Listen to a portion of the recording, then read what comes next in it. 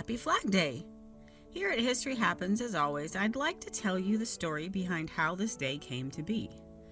Flag Day was established by President Woodrow Wilson in 1916 to commemorate the anniversary of the adoption of the United States flag on June 14, 1777, by the Second Continental Congress. Up until this time, the colonists hadn't been fighting under a unified flag. This solved that problem.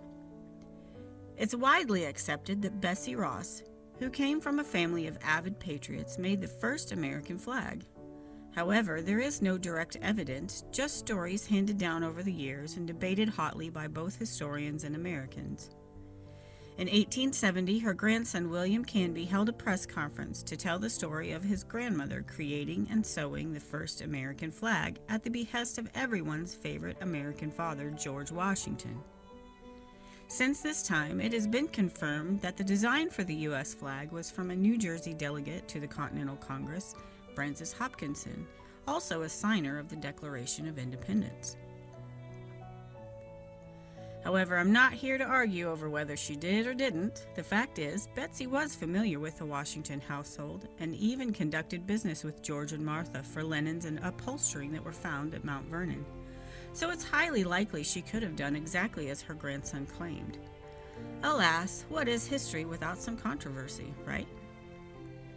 So without further ado, and to celebrate our flag, here are 10 facts about Elizabeth Griscom Ashburn Claypole, known to us as just Betsy Ross. Betsy Ross was born Elizabeth Griscom on January 1, 1752, and was the 8th of 17 children.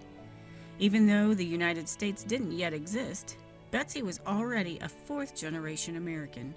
Her paternal great-grandfather emigrated from England in 1680 and was one of the first landowners in Philadelphia. Betsy's father Samuel helped to build the bell tower of Independence Hall. Betsy was a runaway. Brought up in a Quaker household and schooled in a Quaker-run school, when she finished her education, she was apprenticed to a well-known upholsterer, John Webster. It was here that she met and fell in love with John Ross. But hold the phone, there was a problem. John was the son of a minister at Christ Church, and Quakers were not allowed to marry outside their faith. So they ran away in 1773 and got married in Hugg's Tavern in New Jersey, and they began an upholstery business together. Betsy outlived 3 husbands. 2 years after she first married John Ross, he was killed in a gunpowder explosion, and she was widowed for the first time. In 1777, Betsy married her second husband, Joseph Ashburn, who was a sailor.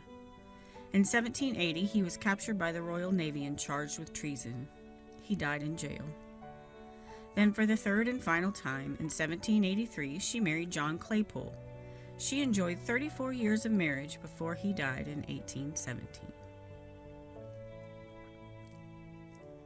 Betsy was an independent businesswoman. When her first husband died, she continued on with her upholstering business.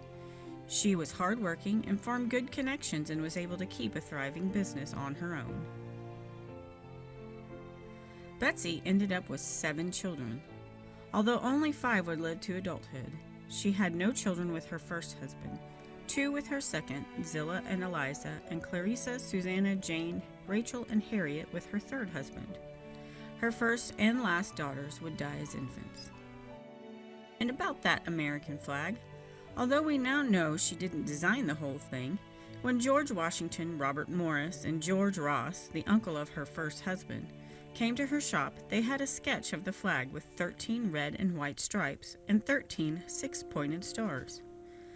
Betsy proposed 5-pointed stars because they were easier to make and showed the gentlemen how by folding paper into triangles. The men agreed to the change, and, well, the rest is history. Betsy began losing her sight in her older years and lived with her daughter Susanna. She taught all of her daughters to sew and left her business to them. She died at the age of 84 in 1836. However, she had an unusual number of burials. She was first buried at the Free Quaker Burial Ground in Philadelphia, but 20 years later, her remains were brought to Mount Moriah Cemetery in Philadelphia. Then, in 1975, when her supposed home in Philadelphia became a historical landmark, the remains were moved to the courtyard by the Betsy Ross house. After Betsy sewed the first flag, the Pennsylvania Navy paid her to manufacture flags.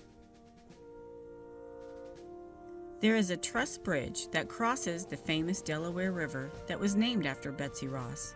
It has the honor of being the first auto bridge to be named after a woman.